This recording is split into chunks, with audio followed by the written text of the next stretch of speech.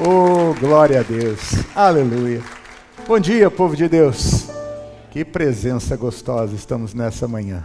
É bom adorar o Senhor, é bom buscar a face do nosso Deus e que Jesus possa continuar se revelando a cada um de nós hoje. Amém? Sente-se em nome de Jesus. Nós estamos aos domingos numa série de estudos muito especiais. Nós estamos tratando sobre perfis espirituais.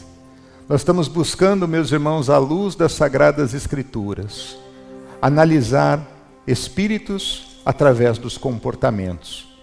Isso para nós é muito importante. Há uma coisa que nós podemos ter certeza. Quando uma pessoa tem uma atitude, um comportamento, às vezes a gente não se dá conta. A gente fala assim, é o meu jeito, é a minha forma de ser. A verdade é que é um mundo espiritual que nós precisamos enxergar. Nós conseguimos humanamente enxergar um mundo físico. Se você olhar à sua volta, você vai ver paredes brancas, vai ver televisões, caixas de som, vai ver um fundo que talvez vai ser trocado no decorrer aqui do culto, né? Que às vezes você pode achar que é bonito, achar que é feio, mas o mundo espiritual, ele é real. Se nós conseguíssemos agora ter um tipo de visão diferente, que pudesse ver além dos nossos olhos, nós com certeza nos surpreenderíamos, meus irmãos. Nos surpreenderíamos. Porque muitas vezes, dentro da igreja, às vezes você não vê, mas às vezes tem demônio rodando aqui no meio, tentando de alguma forma, né, nos fazer desacreditar da palavra, tentando nos fazer desanimar, tentando nos colocar sono, tentando nos atormentar, tentando nos fazer ficar chateado com o louvor. Porque a voz não está afinada, porque a nota está fora, e porque o culto está demorando. Né? Tem um monte de coisas que às vezes acontecem. Às vezes a criança chora, a gente fica irritado com o choro da criança. Tudo para tirar a nossa paz. Mas o que acontece? Quando nós começamos a estudar a Bíblia Sagrada, os nossos olhos se abrem e a gente consegue enxergar. E muitas vezes, quando você observa comportamentos e posturas, você passa a entender que o que leva a pessoa a ter aquele comportamento, aquela postura, é porque na verdade é uma ação espiritual ali de trás disso. Eu tenho falado sobre isso esses dias. A Bíblia fala lá em Marcos de um homem que morava em Gadara e ele era um endemoniado. A Bíblia chama de endemoniado gadareno. Aquele homem vivia nos sepulcros, aquele homem vivia se ferindo com pedras. Meu irmão, cá entre nós, quem é que mora nos sepulcros? Fala para mim. Mas nem o gótico mora no sepulcro, ele só vai lá, né? Mas ele não mora lá. Vai ficar morando no sepulcro, no cemitério? Que história é essa? Ele não fica fazendo isso. Ele ficava se ferindo com pedras. Meu irmão, quem é que fica se ferindo, se machucando por aí? Quem é que fica, né? Tem algumas pessoas que às vezes são tentadas aí, fica cortando o braço, né, por conta da depressão, por conta de outras coisas. Mas você vê que a pessoa não está bem. Você vê que essa pessoa está precisando de ajuda. Ela está, entre aspas, às vezes dando um grito de socorro, mas não sabe como e fica se machucando a si mesmo. Mas é natural isso? É claro que não é natural. Mas esse homem, quando ele teve um encontro com Jesus, e quando ele teve um encontro com Jesus, o que Jesus fez? Expulsou os espíritos que estavam na vida dele. E eram poucos? Era uma legião. A Bíblia diz que os demônios entraram nos porcos e se precipitaram por desfiladeiro. Eram mais de 1000 porcos daquela manada que morreram. Então você veja a quantidade de demônios que estava ali agindo e atuando. Vamos aprender de Deus? Gênesis capítulo 10, versos 8, 9 e 10. Você pode ler comigo? Diz assim: E Cuxi gerou a Nimrod. Este começou a ser poderoso na terra. E este foi poderoso caçador diante da face do Senhor. Pelo que se diz, como Nimrod, poderoso caçador diante do Senhor. E o princípio do seu reino foi Babel, e Ereque, e Acade, e Calné, na terra de Sinar. Diga graças a Deus. Vamos ao estudo e eu lhe explico. Nimrod é o primeiro homem da Bíblia descrito como um construtor de impérios. O seu nome significa rebelde.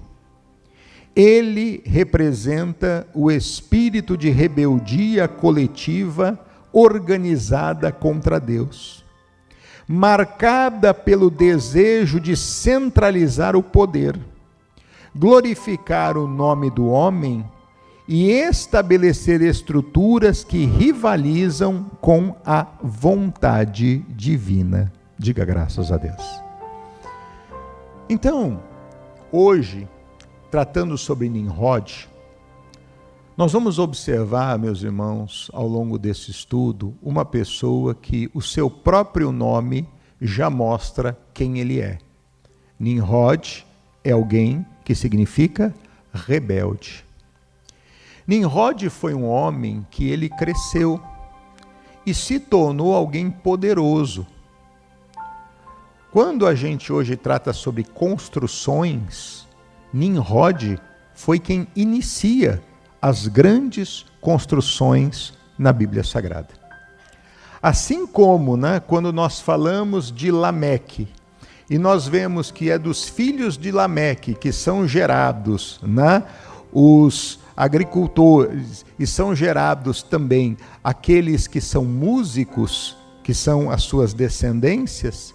Agora em Nimrod nós começamos a ver da onde é que surgem as bases fortes da construção na Bíblia Sagrada. E esse homem foi alguém que, na sua área, ele foi alguém bem-sucedido. Alguém que nos seus empreendimentos imobiliários, vamos dizer assim, foi alguém que realmente se destacou muito. Alguém que se tornou alguém forte, poderoso, como diz a Bíblia Sagrada. Só que tudo aquilo na qual foi ocorrendo na vida de Nimrod e as conquistas pela qual ele foi absorvendo, aquilo ao invés de fazer com que ele glorificasse a Deus, aquilo fez com que ele começasse a rivalizar com Deus. E esse espírito de Nimrod precisa ser observado, porque Deus aqui quer crescer e quer prosperar a cada um de vocês. Mas aquilo que Deus quer dar a vocês não é para que você rivalize com Ele, mas é para que você, com o que você tem, você glorifique a Ele. Amém? Primeiro ponto para nós observarmos. Vamos ler de novo os versículos 8 e 9. E Cuxi gerou a Nimrod. Este começou a ser o quê? Poderoso na terra. E este foi poderoso caçador diante da face do Senhor. Pelo que se diz, como Nimrod, poderoso caçador diante do Senhor. Nessa simples menção que nós temos na Bíblia Sagrada, quantas vezes se usa o termo poderoso para Nimrod? 3 vezes. Em um pequeno versículo, você vê que Deus, na sua escritura, diz que esse homem, ele era o quê? Poderoso. Quando você ouve o termo poderoso, o que é que te vem à cabeça? Quando você ouve que alguém é poderoso, o que é que te vem à cabeça? Vamos entender isso aqui? Vamos aqui no estudo e a gente avança. O termo hebraico sugere oposição, não reverência. Poderoso significa forte e influente. Nimrod se tornou um símbolo da força humana que desafia o céu. O espírito de Nimrod se manifesta quando tentamos construir influência, controle e poder sem a submissão ao Senhor. Quando se ouve que ele era poderoso, a gente logo traz à memória que essa pessoa, ela realmente é forte, que essa pessoa ela é capaz, que essa pessoa... Só que esse poderoso que a Bíblia Sagrada refere, não tem esse termo positivo, igual quando nós nos referimos a Deus. Deus, ele é poderoso.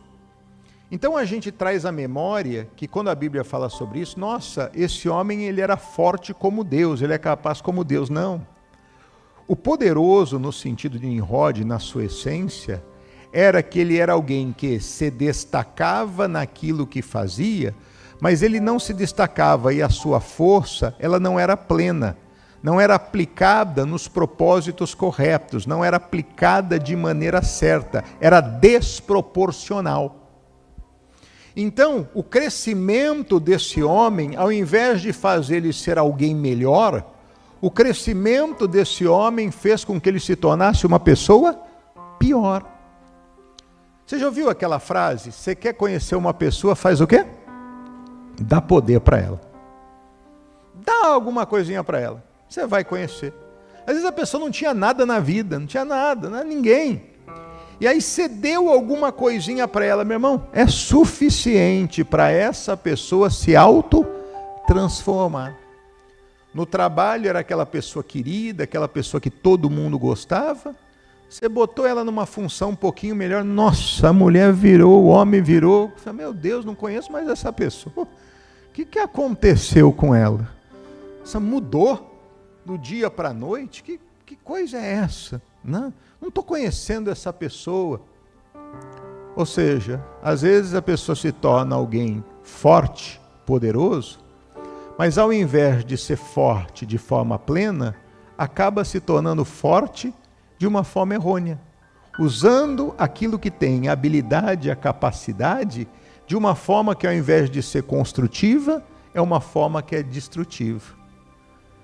A pessoa ela se acha autossuficiente a ponto de agora não querer mais depender de Deus. Então, aquilo que eu conquisto não foi porque Deus me ajudou, mas aquilo que eu conquisto foi pela minha força. Aquilo que eu conquistei foi pela minha capacidade. Aquilo que eu conquistei foi pela minha habilidade. E nós não podemos deixar esse tipo de espírito chegar no nosso coração. Porque Deus quer nos levantar e nos fortalecer. Mas tudo é para a glória dele. Cada conquista, cada vitória, cada empreendimento, cada negócio é para a glória do Senhor.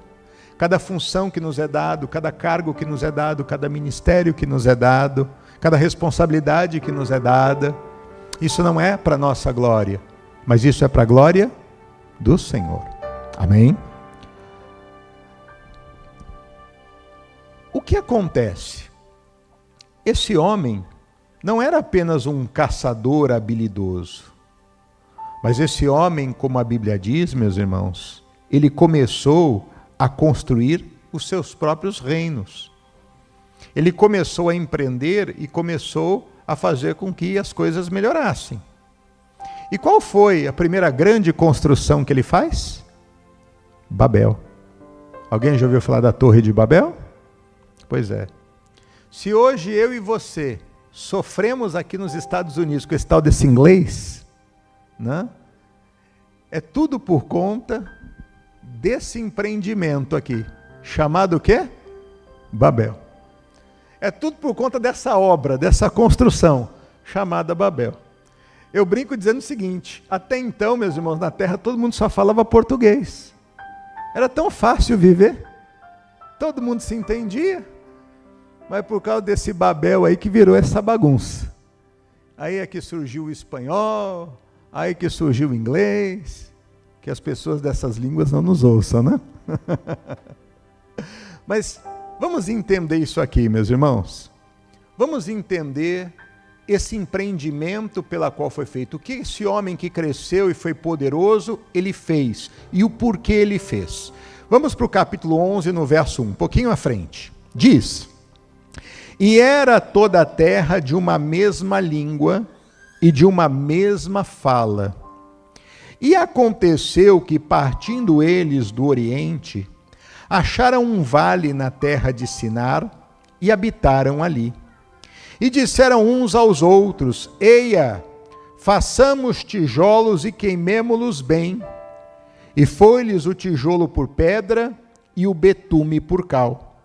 E disseram: eia, edifiquemos nós uma cidade, e uma torre cujo cume toque nos céus, e façamo-nos um nome, para que não sejamos espalhados da face da terra.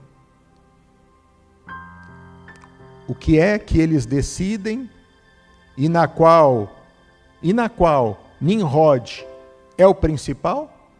Vamos fazer uma torre, para que essa torre toque aonde? Nos céus. Vamos fazer uma torre para que ela toque nos céus e ela não nos espalhe mais sobre a face da terra. Você veja que um discurso como esse é um discurso que glorifica a Deus, favorável a Deus? É um discurso que ataca diretamente a soberania de quem? Por que ele está dizendo isso? O que aconteceu antes da ideia de construir essa torre? O dilúvio. As pessoas que não eram tementes e que não obedeciam, elas foram espalhadas e se perderam e morreram. Então, posterior a isso, que a humanidade volta a crescer, surge esse homem chamado Nimrod e ele tem a ideia: opa, não vamos mais viver espalhados. Não vamos de forma alguma, porque olha só o que esse Deus ele fez. Ele não usa o nome de Deus, mas o discurso dele, mesmo que despretensioso, era um discurso cheio de veneno, porque era um discurso que atacava diretamente a quem? A Deus e a soberania divina. O que havia no coração de Nimrod? Um desejo de desafiar Deus. Um desejo de afrontar a Deus com todo o poder na qual ele tinha, tudo aquilo na qual ele construiu. E às vezes, meus irmãos, nós agimos da mesma forma. Porque diretamente nós não atacamos a Deus, mas as nossas atitudes, elas são uma afronta a tudo aquilo na qual Deus ensina na palavra dele. As nossas ações, elas são contrárias a tudo aquilo que Deus espera da vida dos seus filhos. Vamos ao estudo. A Torre de Babel era símbolo de autossuficiência e idolatria ao ego. Eles queriam um nome para si e não para glorificar a Deus. Quantos hoje vivem para fazer um nome? O espírito de Nimrod ainda influencia projetos pessoais que excluem a Deus. Eles queriam simplesmente fazer um empreendimento como nunca se houve na história. Vamos fazer uma torre para tocar ao céu. Não vamos ser espalhados e vamos dar um nome para essa torre.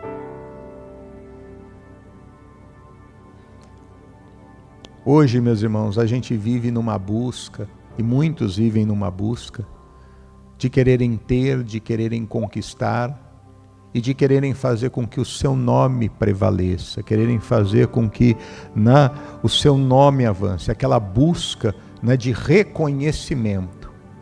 Porque hoje, pessoal, há uma palavra que a gente vê muito claramente, principalmente no meio dos negócios, e que isso hoje é ensinado. Você precisa ter autoridade.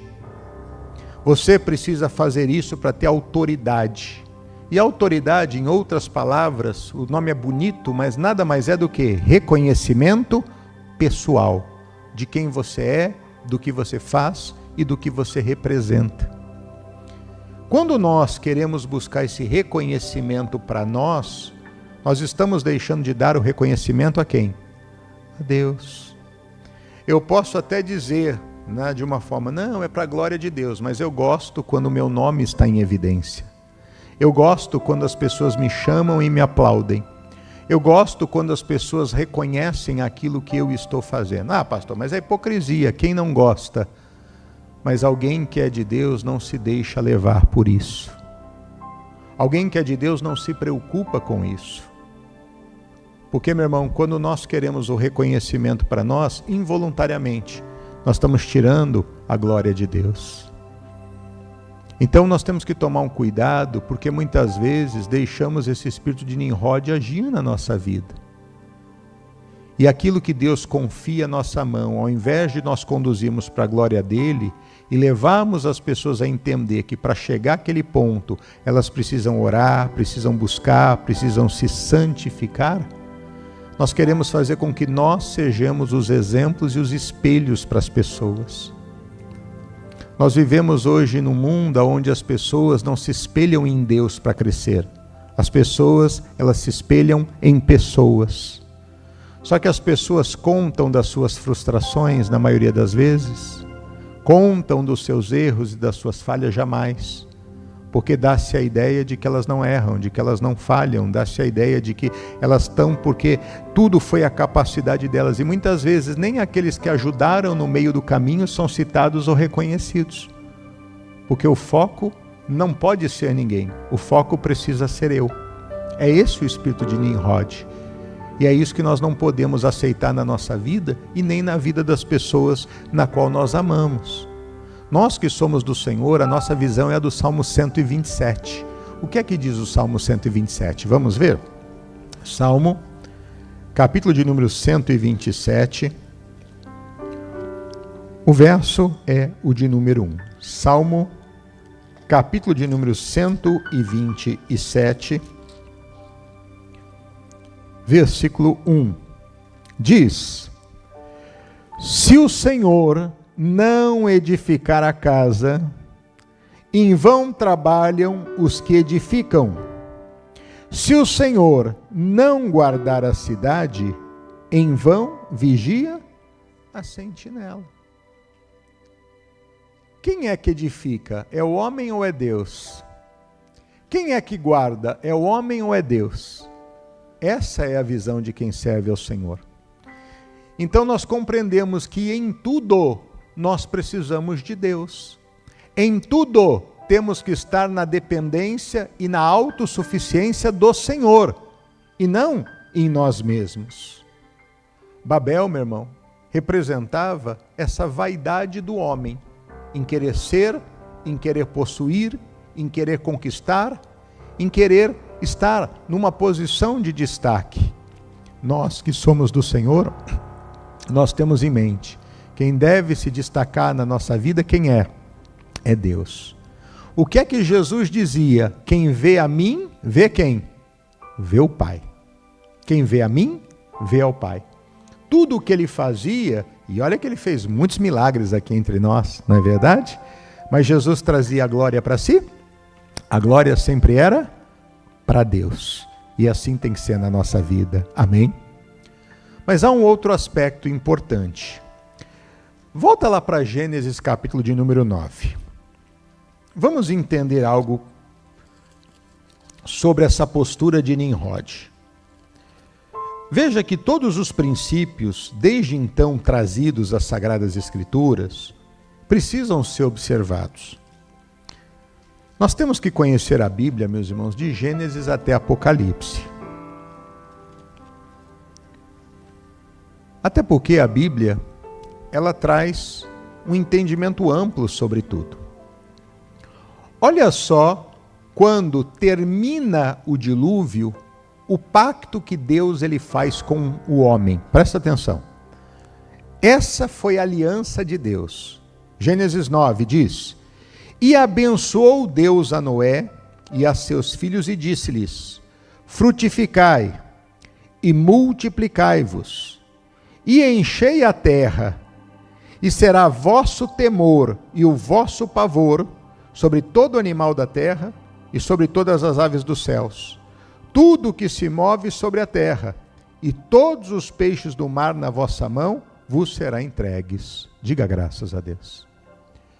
Quando, meu irmão, termina o dilúvio, e Deus separa aquela família que foi obediente diante dele, naquele momento, Deus diz: multiplique e encha a terra. O objetivo de Deus era povoar a terra.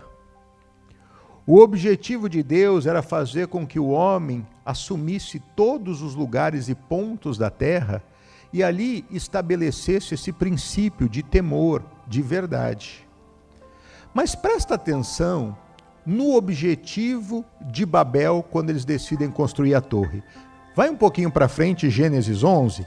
Vamos ler de novo o verso de número 4. Diz: Eia, edifiquemos nós uma cidade, e uma torre cujo cume toque nos céus, e façamos um nome, para que não sejamos espalhados sobre a face da terra. Deus mandou encher a terra e mandou fazer o quê? Multiplicar. O que é que eles decidem com esse empreendimento imobiliário que eles fizeram? Concentrar todo mundo em um só lugar. Fiquem aqui debaixo dessas normas e dessas regras. E esqueçam aquilo que Deus disse. Esqueçam sobre multiplicação. Às vezes a gente vê países do mundo fazendo isso, esse controle de natalidade. Aí eles dizem assim, você só pode ter um filho. Ué, por que eu não posso ter dois? Não pode. E tudo isso é por causa do quê, meus irmãos? Dinheiro. Agora é outra coisa. Aí, não deixa nascer filho. A população começa a envelhecer.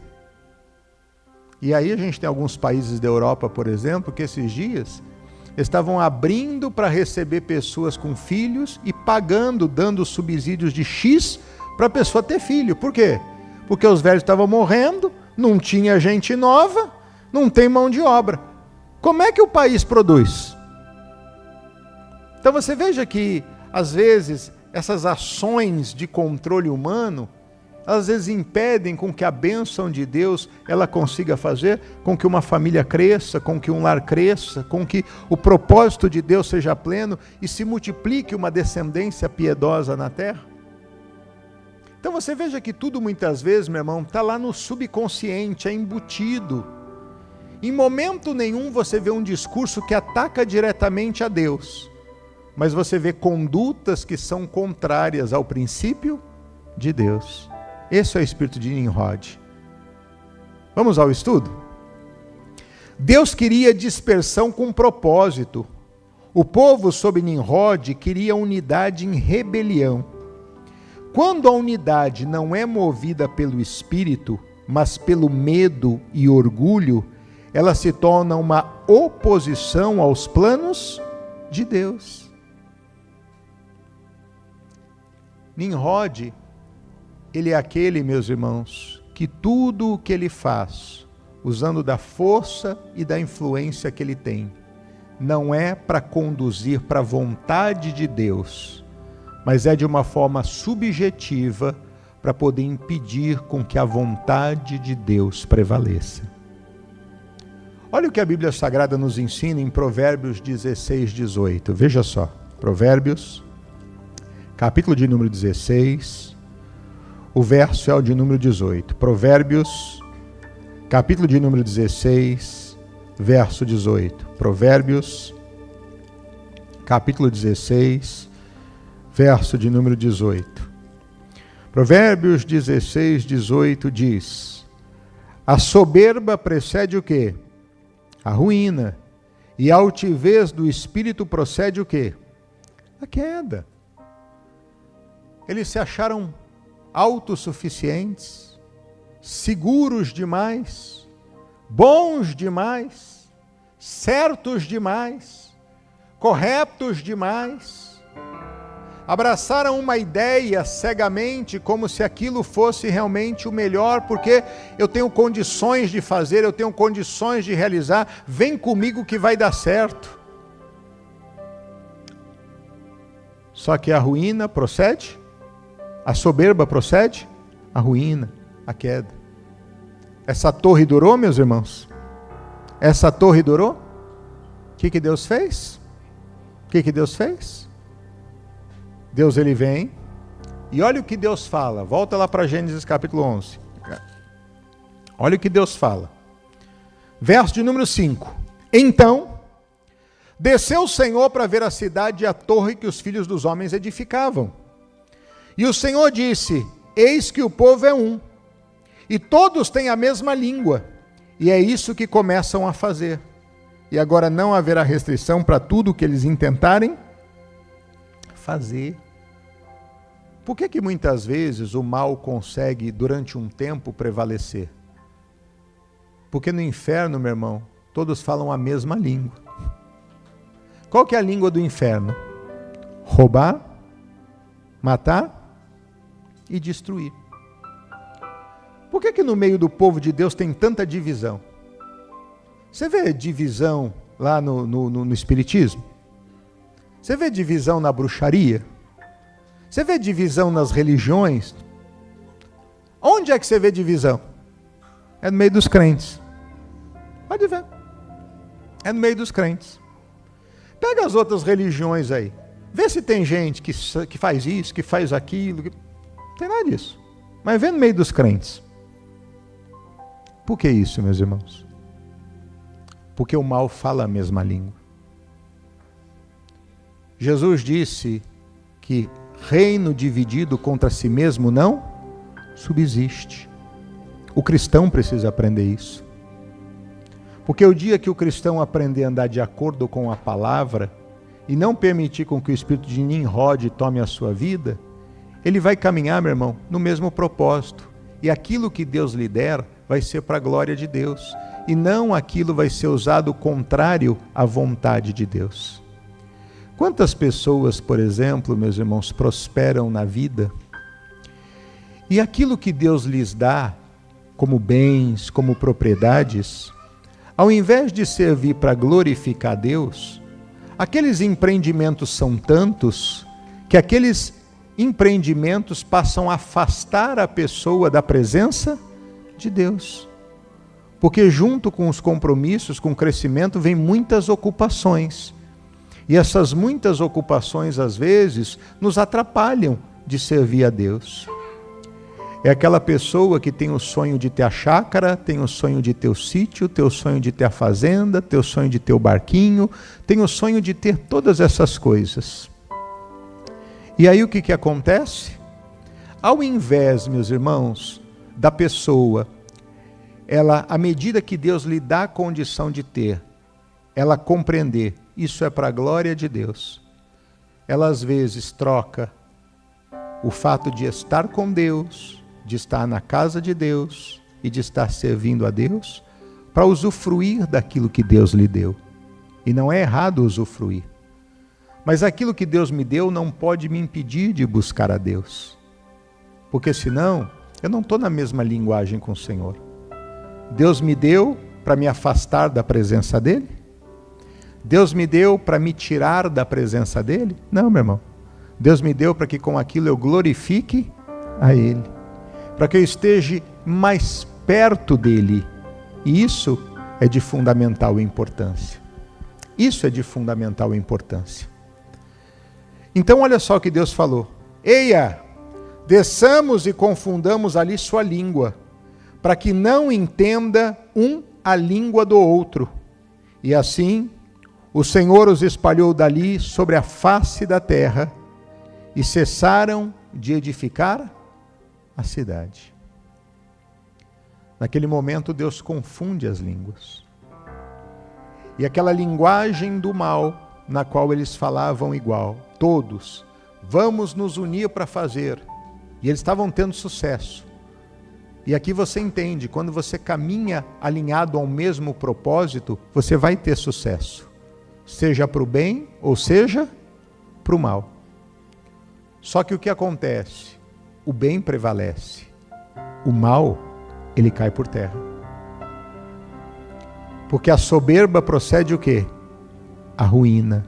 Ela procede a queda. Ela não vai durar por muito tempo. Mas isso é um princípio espiritual. Por isso que você às vezes vê que você fala, nossa, o fulano está fazendo errado, como é que ele prospera? O fulano está agindo, como é que ele tem? E eu que estou fazendo certo não tenho. Fica alinhado com o Senhor e com a palavra. Porque ainda um pouquinho de tempo e o que há de vir virá e não falhará. Mas o restante não vai prevalecer. Então, naquele momento, aquele empreendimento imobiliário foi um fracasso, porque aquela torre foi abandonada. E aquele propósito de tocar no céu e de ter um nome e de fazer com que ali houvesse um reino e houvesse uma unidade, mas baseada num propósito errado, não prevaleceu e nunca vai prevalecer. Porque o que sempre vai prevalecer é a vontade de Deus. Então, nós não podemos permitir que na nossa vida esse espírito de Nimrod habite, e muito menos na vida de quem nós amamos, para que no meio do caminho elas não tenham aparente sucesso, mas depois você não ouça mais sobre a pessoa, ela simplesmente seja espalhada de face da terra. E aí você fala, cadê o fulano, cadê o ciclano? Nunca mais ouvi. E aquela pessoa que estava se destacando, eu não sei o que aconteceu. E aquilo que era para ser para a glória de Deus, durou pouco. Trouxe um pouquinho de promoção pessoal, mas não se estendeu. Não é isso que Deus tem para nós, meus irmãos. As bênçãos do Senhor, elas enriquecem, diz a Bíblia, e elas não acrescentam dores.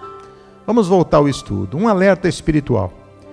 O espírito de Nimrod promove rebelião organizada, centralização de poder e culto ao ego, idolatria de estruturas humanas e resistência à missão que Deus nos confiou. Presta atenção nisso aqui, porque isso aqui é uma verdade absoluta. Algumas questões práticas da vida, vamos lá. Perguntas que a gente precisa responder para nós mesmos. Você está edificando para a glória de Deus ou para si mesmo? Esse é um ponto. Sua liderança promove obediência ao Senhor ou culto à imagem pessoal? Você teme se dispersar ou está disposto a seguir a direção de Deus, mesmo que isso te tire da sua zona de conforto? Então são algumas questões que a gente precisa responder. Porque se o espírito de Nimrod habita na nossa vida, meu irmão, a gente será, ou melhor, nós seremos aquelas pessoas que vamos promover rebeliões de uma forma organizada, nós vamos disseminar intrigas, separações e contendas, mesmo sem atacar diretamente, mas pelas nossas atitudes que são motivadas por erro, por falha, por rebeldia, por engano, por chateação. Nós vamos acabar, de alguma forma, meus irmãos, buscando trazer todo mundo para perto da gente, para seguir as nossas ideias. E vamos desprezar a orientação e o contexto do que diz a palavra de Deus. Esse cuidado nós precisamos ter e precisamos levar os nossos a terem. Filipenses capítulo 2, verso 5 diz algo especial. Vamos lá? Filipenses capítulo 2, verso de número 5. Filipenses, capítulo de número 2, verso de número 5. Filipenses, capítulo de número 2, verso de número 5. Diz assim o texto sagrado: de sorte que haja em vós o mesmo sentimento que houve também em Cristo Jesus, que, sendo em forma de Deus, não teve por usurpação ser igual a Deus, mas aniquilou-se a si mesmo, tomando a forma de servo, fazendo-se semelhante a homens. Diga graças a Deus. Aqui está o exemplo para nós. Jesus não era Deus? Era. Mas quando ele veio a esse mundo, ele veio para querer ser Deus? Agir? Não. Ele veio como homem. Ele veio numa missão. Ele não trouxe para si, não, mas eu sou Deus. Não, mas eu vou usar.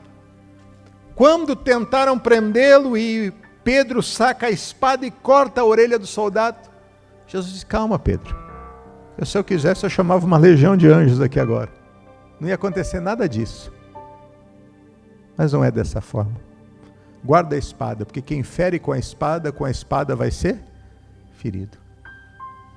Ele foi até a cruz, precisava passar por essa humilhação? Não. Mas a obediência dele fez com que o nome do Senhor Deus fosse glorificado. E hoje nós estamos aqui louvando a Deus por isso. Tem que haver em nós o mesmo sentimento. Tem que haver em nós o mesmo Espírito que em Cristo Jesus. Amém? Para a gente terminar, vamos lá no estudo? Deus confundiu Babel para preservar o propósito divino. Mas hoje, pelo Espírito, Ele quer unir seu povo em torno de Cristo, não do orgulho. Se o seu coração busca edificar para si, é tempo de se arrepender e voltar a construir para o reino. Nimrod uniu os homens para resistirem a Deus. O Espírito Santo une os filhos para glorificarem a Deus. Sejamos daqueles que constroem para o céu e não para a nossa própria torre de vaidades. Diga graças a Deus. Nós vamos nos colocar diante de Deus nessa hora. E nós vamos assumir isso na nossa vida. Se aquilo que nós fazemos, meu irmão, é simplesmente baseados no nosso eu, no nosso orgulho, simplesmente baseado nas nossas vaidades e nos nossos propósitos. Nós fazemos as coisas baseados no que nós achamos.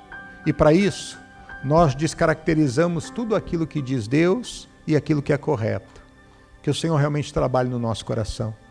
Porque hoje, inclusive, é dia de Santa Ceia. E nós sabemos que nós não podemos participar indignos da ceia.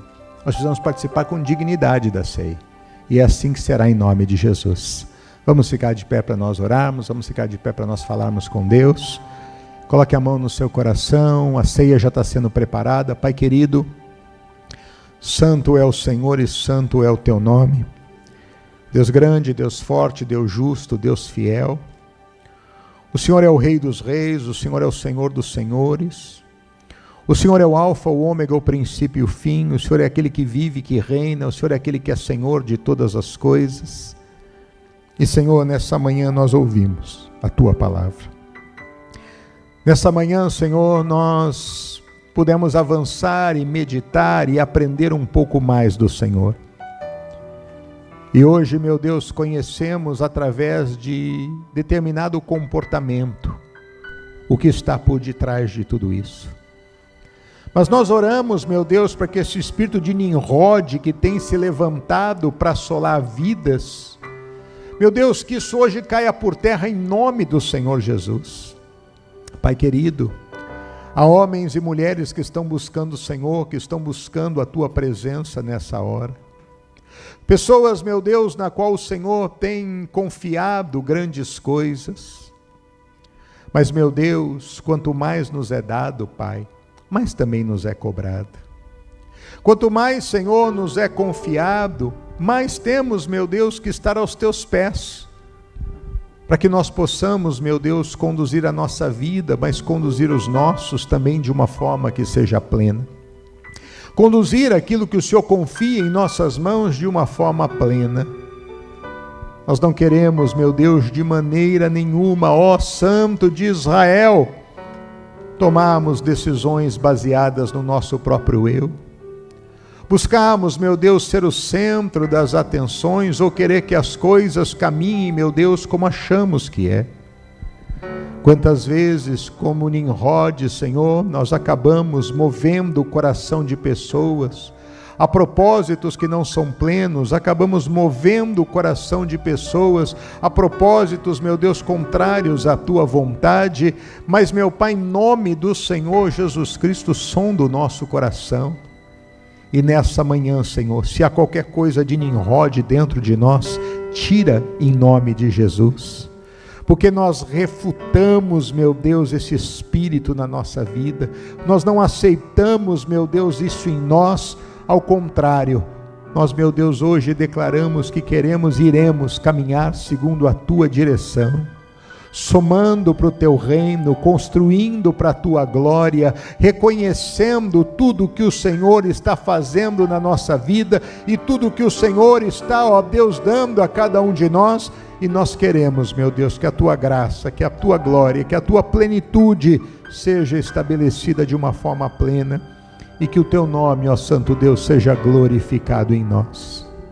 Ajuda-nos, meu Deus, a sermos pessoas segundo a Tua vontade. Ajuda-nos a termos um coração como o Teu. Ajuda-nos, meu Deus, a avançarmos de uma forma que seja plena e que venhamos somar, que venhamos construir. Meu Deus, todas aquelas pessoas se espalharam da face da terra. Nenhuma delas, meu Deus, conseguiu avançar naquele propósito. Pai, em nome de Jesus, ajuda-nos para que nós também não sejamos espalhados, mas para que nós possamos prosseguir, meu Deus, dentro desse mesmo propósito. Meu Deus, que jamais venhamos nos rebelar contra o Senhor, contra a Tua palavra, contra a Tua obra, que jamais venhamos nos rebelar, meu Deus, contra os ensinamentos do Senhor, mas que possamos, meu Deus, conhecê-los e obedecê-los, porque isso é agradável ao Senhor.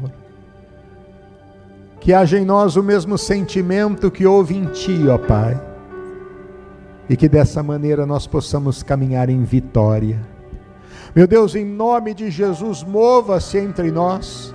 E se há esse espírito de Nimrod, meu Deus, alojado em nosso meio, alojado na nossa vida, alojado, Senhor, no nosso trabalho, alojado, Senhor, na nossa casa, na nossa família, na nossa igreja, meu Deus, em nome de Jesus, que essa ação do inferno caia por terra nesta hora.